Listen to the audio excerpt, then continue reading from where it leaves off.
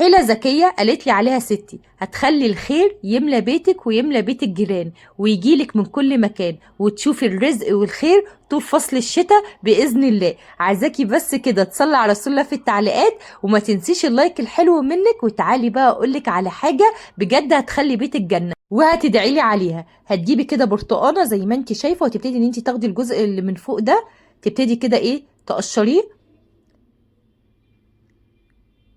وهتحاولي على قد ما تقدري ان انتي تشيلي القشره بس. هتستخدمي بعد كده معلقه صغيره وتبتدي ان انتي تشيلي البرتقانه بالشكل ده ببوز المعلقه كده، وتبتدي ان انتي تلفي البرتقانه. انا عايزه احافظ على القشره تفضل معايا سليمه وفي نفس الوقت اطلع البرتقانه علشان استفيد بيها وما تبص معايا.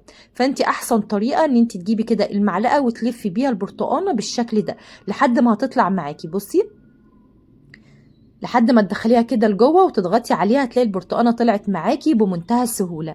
لو لسه مكمله معايا الفيديو يلا كده لايك حلو منك بسرعه وتعالي بقى على الوصفه دي، بجد هتخلي بيتك جنه وهتدعي لي عليها وهتعجبك قوي. هتجيبي بقى بعد كده قشر البرتقانه زي ما انت شايفه كده طلعت سليمه معايا. هتاخدي بقى القشر بتاعتها وتبتدي ان انت تعملي فيها فتحات كده، بس اعملي فيها فتحات من فوق شويه، ما تخليش الفتحات تبقى من تحت. تمام؟ على قد ما تقدري كده بالسكين. والقشر اللي هيطلع من الفتحات اللي انت بتعمليها دي هتشيليها. هقولك هنعمل بيهم ايه، ما ترموهمش. نفس الفتحات دي بالظبط هتعمليها كده في كل البرتقانه، وفي نفس الوقت هنعملها في الغطا بتاع البرتقانه نفسها اللي احنا شلناه من فوق. هتعملي فيه برضو كده ايه 3 4 فتحات بالشكل ده. وبعد كده هتجيبي قطنه زي ما انت شايفه، قطنه كده تبتدي ان انت ايه تفتحيها بايدك وتحطيها كده من تحت. بعد كده هتجيبي ورق الغار او ورق اللوري وهتحطي كده في البرتقانه من تحت زي ما انت شايفه. وهتجيبي الروزماري وهتحطي برضو كده ايه شويه. وبعد كده هتجيبي بقى قشر البرتقان اللي طلع مننا مش هنرميه هتحطيه برضو. وهتجيبي بقى قشر الليمون اللي انت بتعصريه ده وهتحطي كده برضو قشر الليمون. وهتحطي كمان قرنفل او المسمار. وهتجيبي قطنه وهتبتدي ان انت تبليها اي زيت عطري، لازم زيت عطري زي ما انت شايفه كده، حاجه تكون ريحتها حلوه.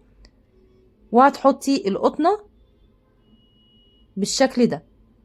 وبعد كده هتشغلي، طبعا هي عشان هي فيها زيت فهتلاقيها اشتغلت معاكي. دي بقى كده السحر طول فصل الشتاء، هتقضي لك على البكتيريا والعدوى المنتشره في بيتك لنزلات البرد والكحه والامراض بتاع الجهاز التنفسي طول الشتاء. وفي نفس الوقت هتخلي ريحه بيتك كده جنه.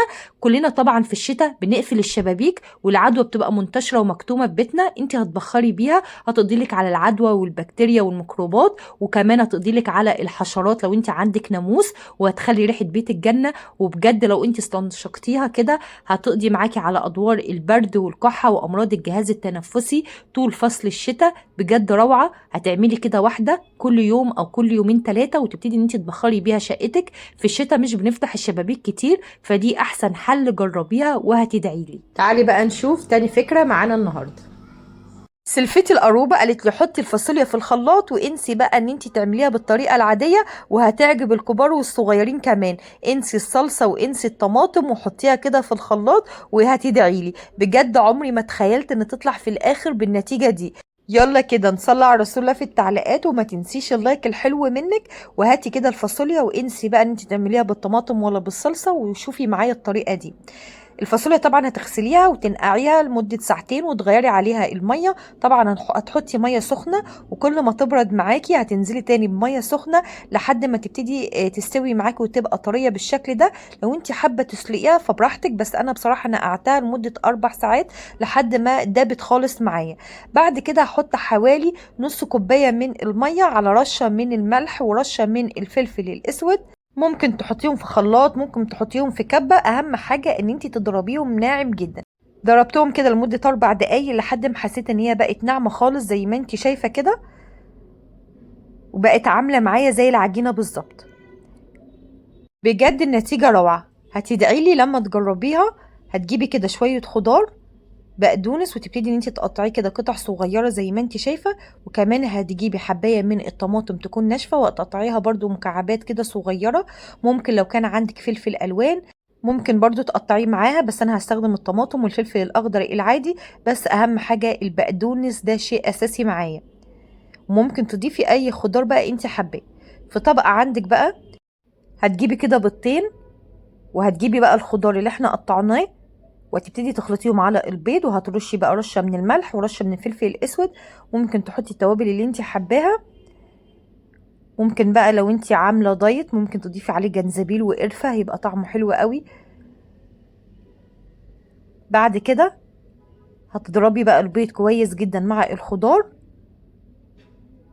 وهجيب بقى الفاصوليا بتاعتي بعد ما ضربت البيض كويس جدا، هخلط عليه الفاصوليا اللي انا حطاها، وهحط عليه معلقه من الكركم. ومعلقه الكركم دي اختياري اللي تريحك، انا حطيت معلقه من الكركم. وفي طاسه عندك هتدهني دهنه زيت، وهتحطي بس كده شويه من العجينه اللي احنا عملناها، هتتماسك معاكي عشان احنا مستخدمين البيض. بعد كده هتحطي عليها شويه جبنه على نص كده زي ما انت شايفه، وهتستني برضو لمده دقيقتين 3.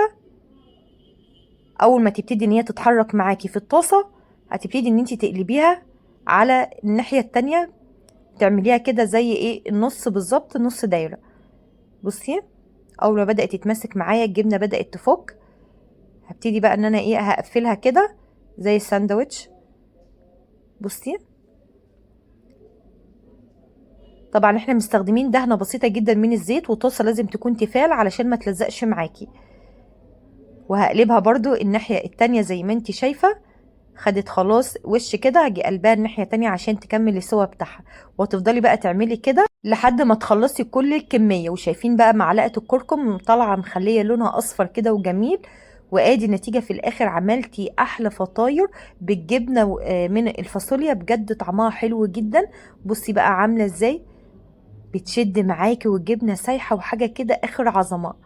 بصي الجمال، بجد لو جربتيها طعمها حلو جدا، ومش هتحسي خالص بطعم الفاصوليا فيها، بالعكس فطاير طعمها حلو قوي بالخضار والفلفل والطماطم. جربيها وهتعجبك. تعالي بقى شوفي الوصفة التانية.